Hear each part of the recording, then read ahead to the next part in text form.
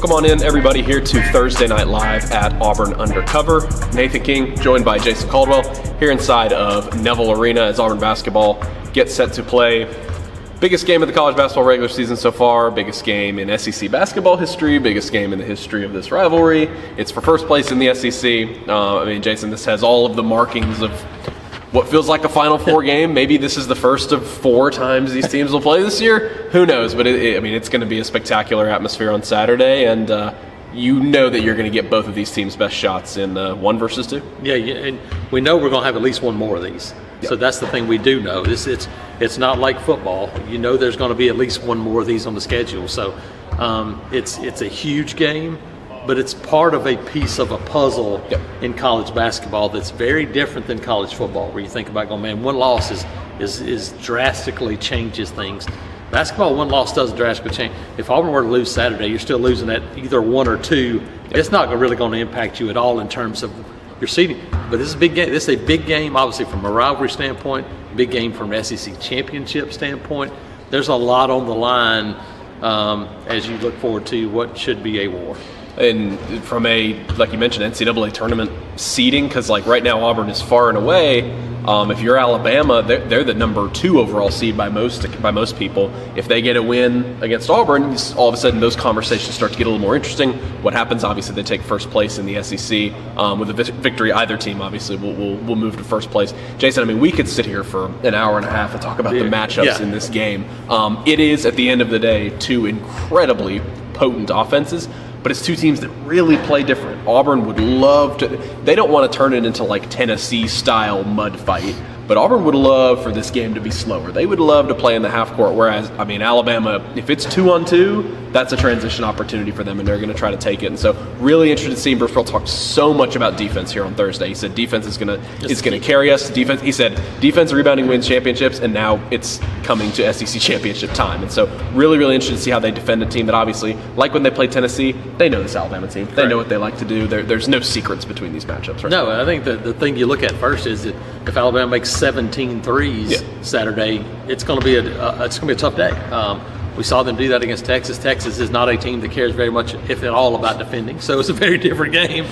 But you look at this one, and I think there's a couple of things that jump out right away. First is how the game's going to be called. That's a big part of this game. Will they call it tight? Yep. If they do, I think it impacts Auburn dramatically defensively, because Auburn's got a much more aggressive defense. Alabama has improved its defense, but it's still not the type of defense that Auburn wants to play. How do they call the game? And then can Auburn force those 3-point shooters off their mark? Alabama's been a really good 2-point shooting basket. That's the difference in this team, is their 2-point shooting field goal percentage is really good, but Auburn has rim protectors. And can you force guys and funnel guys to Janai Broome, Dylan Cardwell, even Chaney Johnson's a guy that can block shots. Can Auburn get those 3-point shooters off their mark and make them be uncomfortable and try to drive to the basket, and then don't foul? There's a lot going on in what I just said, but those are all things that you have to look at if you're Auburn defensively. To your point, me and Patrick were looking at this before, trying to figure out if we remembered it properly.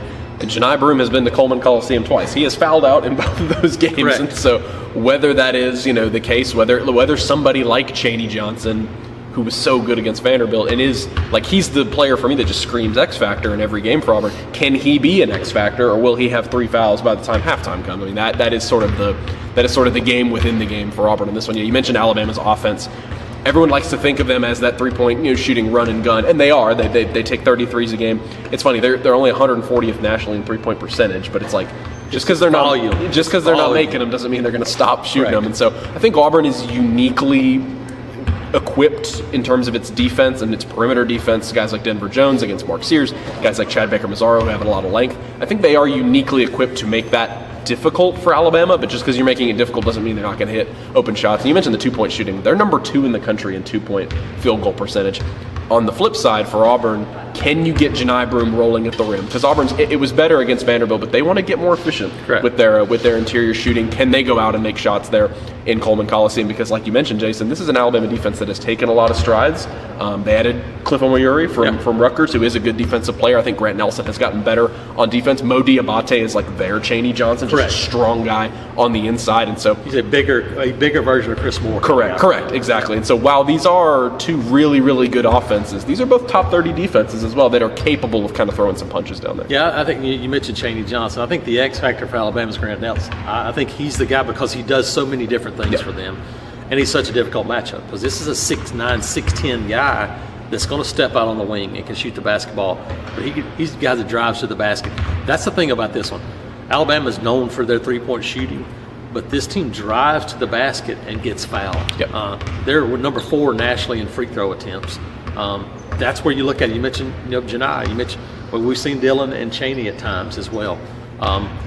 If you foul this team and get them to the free throw line, and then you have to change the way you play defense, and then you open up the three, that's a recipe for disaster for Auburn. So you have to be able to play without fouling. And again, that comes back to how's the game going to be called? Because, I mean, we've seen games at times, and in this league, we've seen more fouls called. Last night it was Texas Tech and Arizona State, and Texas Tech had 6 fouls in double overtime. They weren't even in the bonus yet in double overtime. We'll be lucky Saturday if both teams aren't shooting free throws with 10 minutes left. That's how things get, especially in this environment. It's going to be amped up. It's going to be kind of, the officials aren't not going to let this one kind of get out of hand. And so normally, because of that, it's earlier whistles. Try to set the tone. For Auburn, you have to be very wary of that playing defense. Yeah, and going into this game, one of the things for Auburn is their experience level playing such a good team away from their home court. Obviously, they played Iowa State and Maui, who are a really good team, but that was not necessarily a road environment. They've played 2 Final Four type teams essentially in road spots. Houston, I say, with like a little bit of an asterisk, but it's still in downtown Houston. And then you played at Cameron Indoor. And so, like, this is not necessarily, and because Auburn returned so much personnel from last year, similar to when Alabama's going to come here. It's not a shock to the system. They're expecting that kind of game. But like you said, how they handle it, how they sort of rise above. Hey, I thought it was a really good question today to Chaney Johnson. He was asked, how is Auburn so good at overcoming runs from other teams? It's going to happen. There's going to be a landslide one way or another. The crowd's going to get really into it. Stop it. Exactly. How do you stop the bleeding? And Bruce Pearl, historically doesn't call a lot of timeouts, and I think he's got an experienced team right now that will be able to slow that down. It's a question of what you're able to do when Alabama gets on a run. There's a lot of storylines within the storylines here. Jason, a couple, if you want to say it, former Auburn guards for Alabama, because LeBaron Philon was committed to Auburn, and then decommitted, went to Kansas, and now at Alabama, or committed to Kansas, now at Alabama. And then Aiden Holloway is a player that I think that fit has been perfect for him.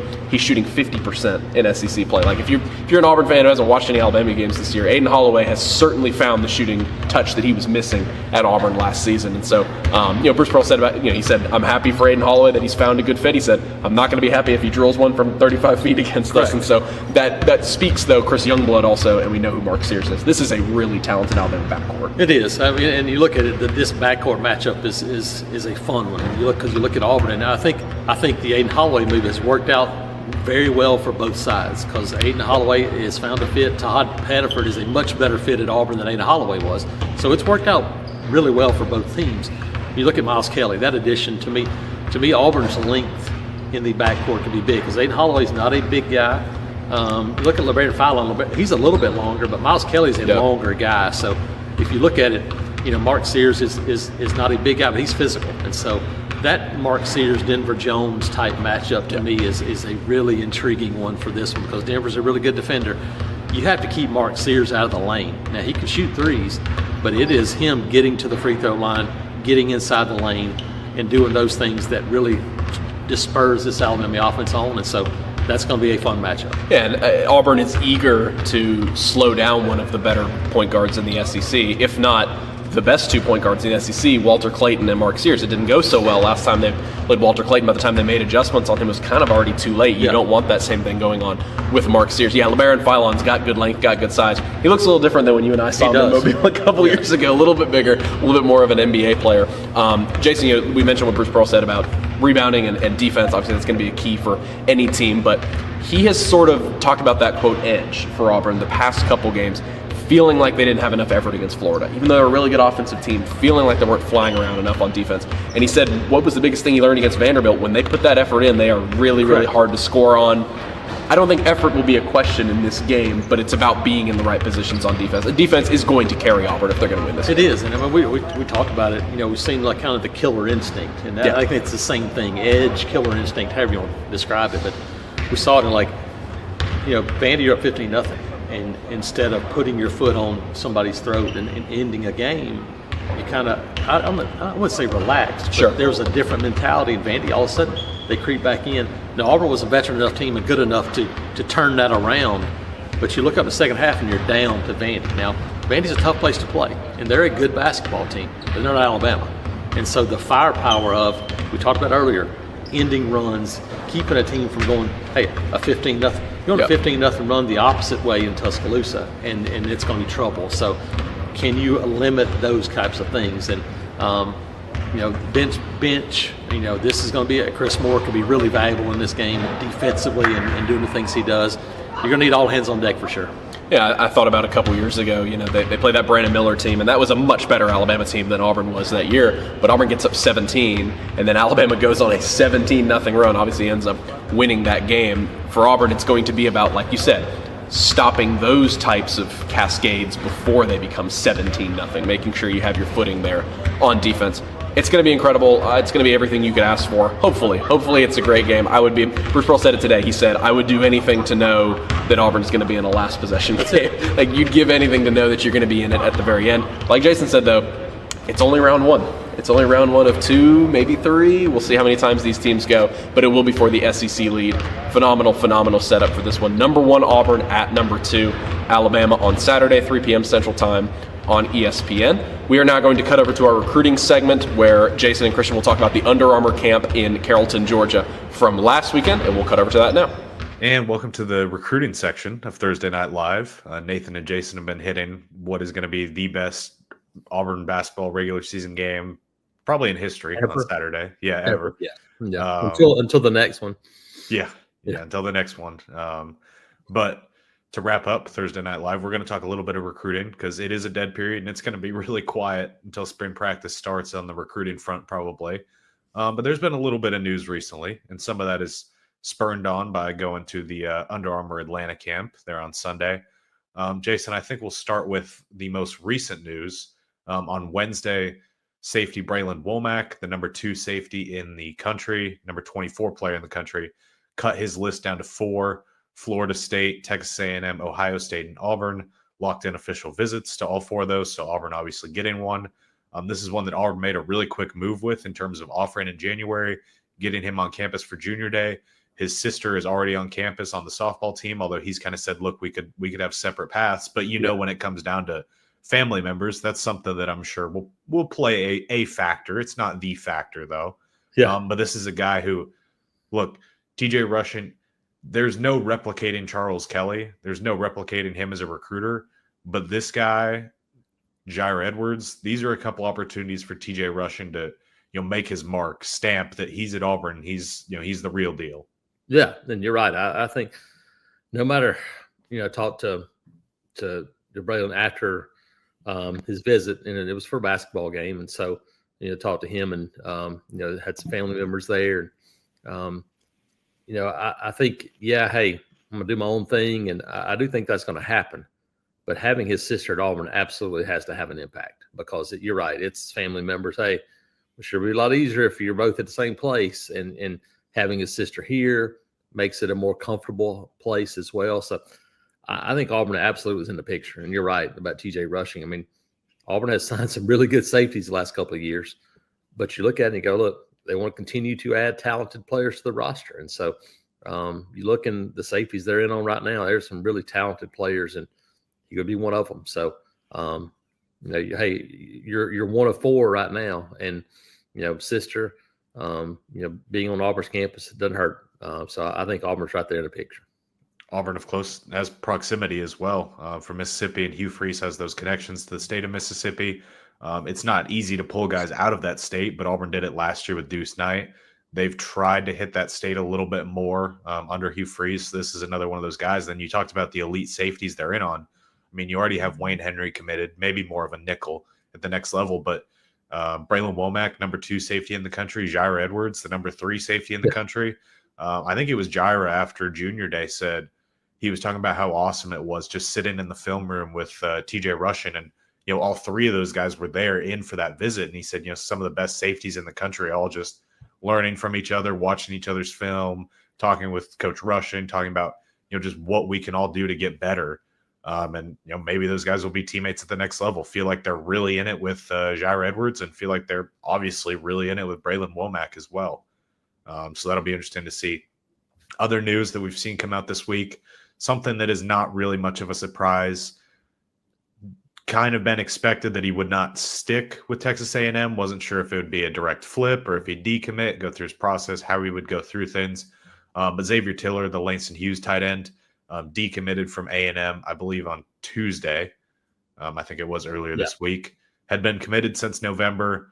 Wasn't a commitment that we thought was super solid, obviously. And Auburn has been pushing really hard for him since before he committed, and kept pushing after he committed to the Aggies. And this is a guy that we feel like Auburn sits in a really good spot with. He's probably going to play things a little bit slow in terms of going through his process again and take some OVs, but feel like Auburn's in a really good spot here with this guy. Yeah, no, Christian, I don't know. We probably talked to him and seen him either play or camps probably close to a dozen times in the past couple of years. And so had a pretty good feel that Auburn was going to be in the mix here. And so you start looking at that, looking at kind of the fit, the position of need, all the things. I mean, this one screams Auburn in the picture to the very end. Now, whether or not they wind up being the place for Xavier Tiller, we'll see. But you look at him, look at the types of guys that Auburn would like to have at that tight end position, and he is kind of the ideal guy. The thing about him is seeing him this past Sunday at the Under Armour camp, Christian, he's bigger, but he also looks more dynamic. He looks more explosive as a runner. Checked in, was a little over 6'4", so he's a guy that's not going to have any problems playing at 235, 240 pounds, probably as a freshman on the next level. Ran pretty well, and just scratching the surface of what he's going to be. Obviously has a basketball background like a lot of these guys do, the tight end position. So I think a guy with a tremendous amount of upside. Yeah, I mean, there's a ton of tight ends on this board. There are a lot of options for Ben Agamoa to go through. I mean, you talk about another guy that we got to see at camp on Sunday, Caden Prothro. I mean, very well in contention as one of the best tight ends in the country.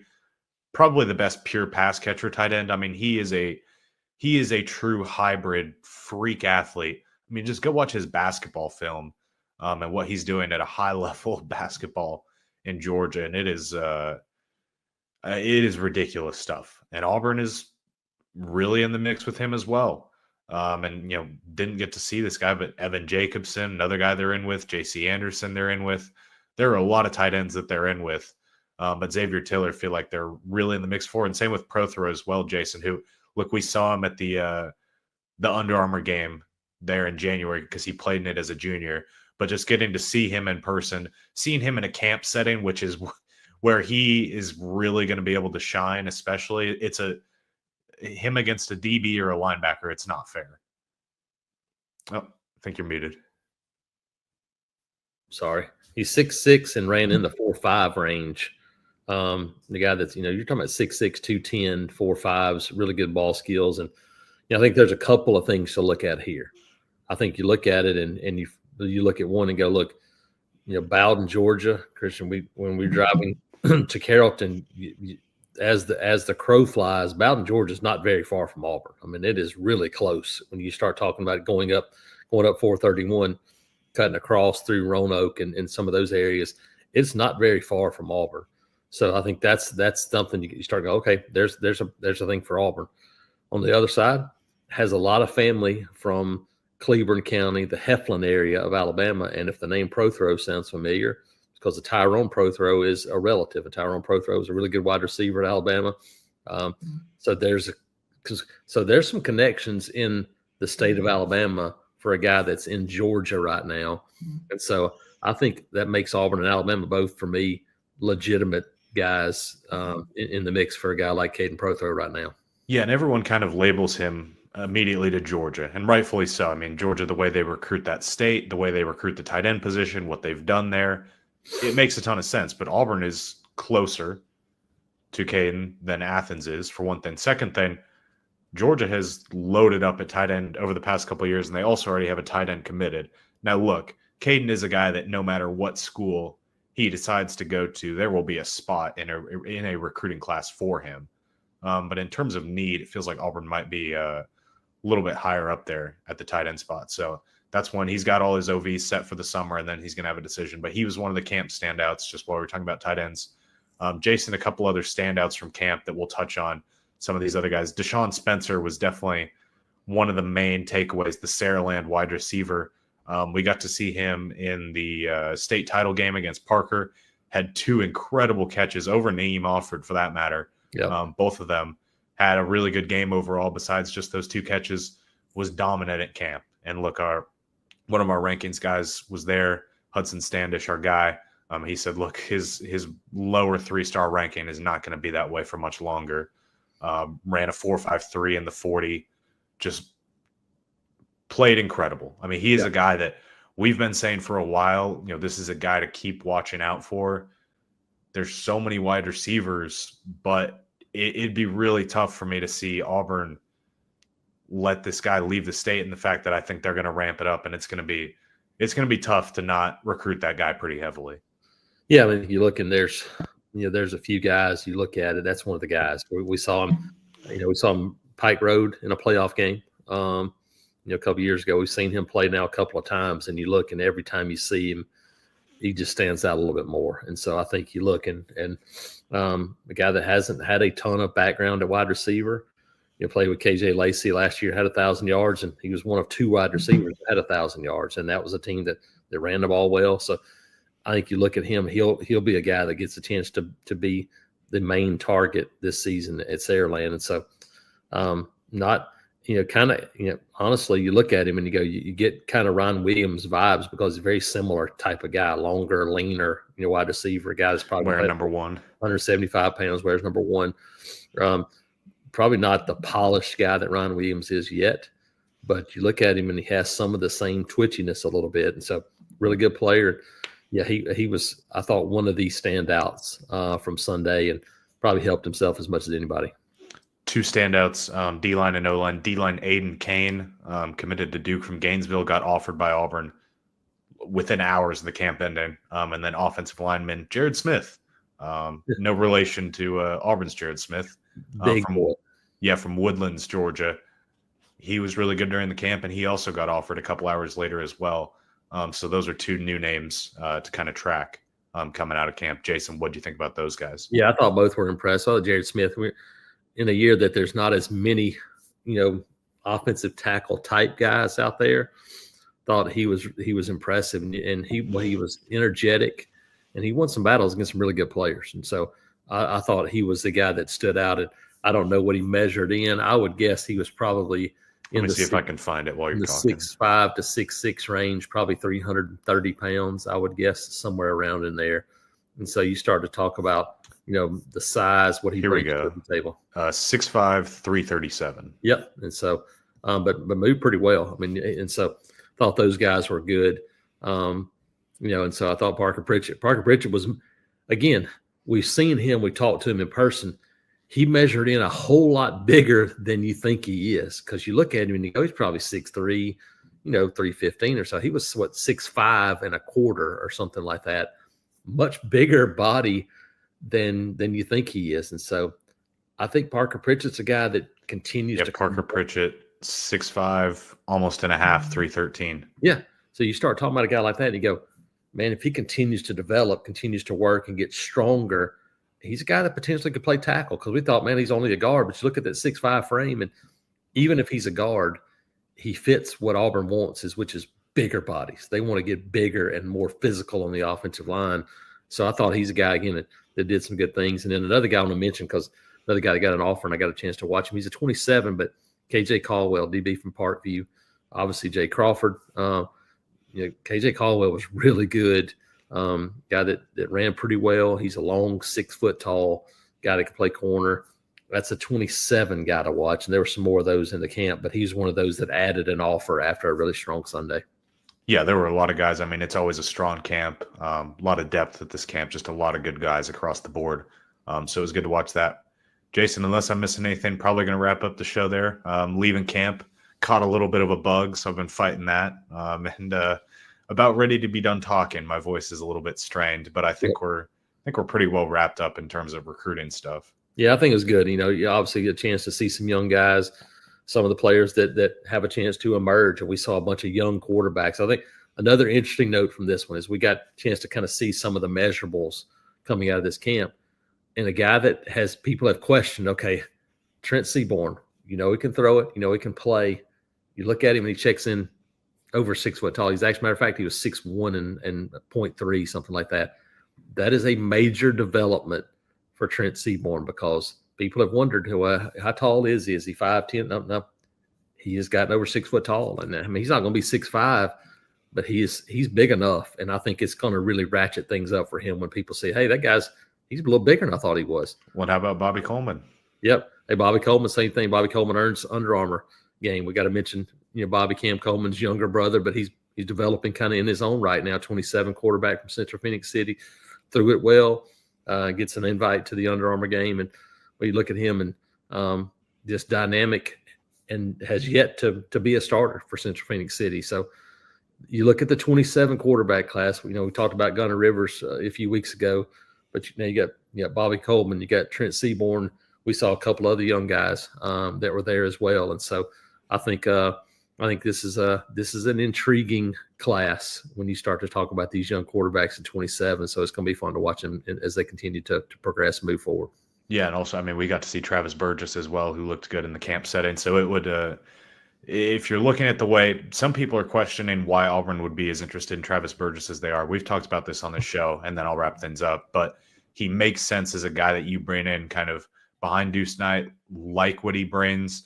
You're not sure necessarily how much you want to spend in the quarterback room based on revenue sharing, NIL, all that stuff. I mean, these are conversations that Auburn and schools across the country have to have. How much do you invest down the depth chart into different spots when you have needs elsewhere as well? And so Auburn feels like Burgess is a guy that could come in and he could work really well in 26. And then if you want to go all in 27 for a quarterback or something like that, it kind of feels like high school quarterback recruiting now is going to almost be every other year. That's what it feels like to me. It does not feel like a situation where you can go all in every single year on a quarterback, just the way everything is changing with money. Yeah, and I think Travis Burgess is a guy they really like, and you look at him, and he fits exactly what they're looking. Again, I've mentioned this 2 or 3 times, but to have a quarterback room that fits what you want to do on offense, to me, is one of the most important things you can have. And it's been a long time since Auburn's had that. You look at Jackson Arnold, athletic quarterback, strong arm, a guy that can run. You look at Deuce Knight, athletic quarterback, strong arm, a guy that can run. And you look at Travis Burgess, and again, I scream. Everything about him to me screams Colin Kaepernick as a player, where you look at the long legs, kind of the whippy arm motion, a guy that I think as he continues to, easily play probably at 220, 225 and still be a guy that doesn't look very big, but can add a little ball. There's so much to like about him and playing in a program against top competition. Yeah, I think Travis Burgess is a guy that I think, honestly, he's going to continue to gain momentum as teams continue to see him, especially coming off that first year as a starter. Yeah, so I think with that, we'll wrap it up there for Thursday Night Live. Appreciate everyone tuning in. Little basketball talk, little recruiting talk. Thank you to Auburn University Club for being our sponsor. Now that I say the weather's warming up, it's cooled down now, and it's raining also now as well. It's baseball season. That's what happens. Yeah, but we're getting closer to golf season, which is very exciting for me. I need to get back out there and learn how to hit a driver at some point. But if you want to do that, Auburn University Club is definitely the spot to do it. So make sure to go check them out. Appreciate everyone tuning in. We'll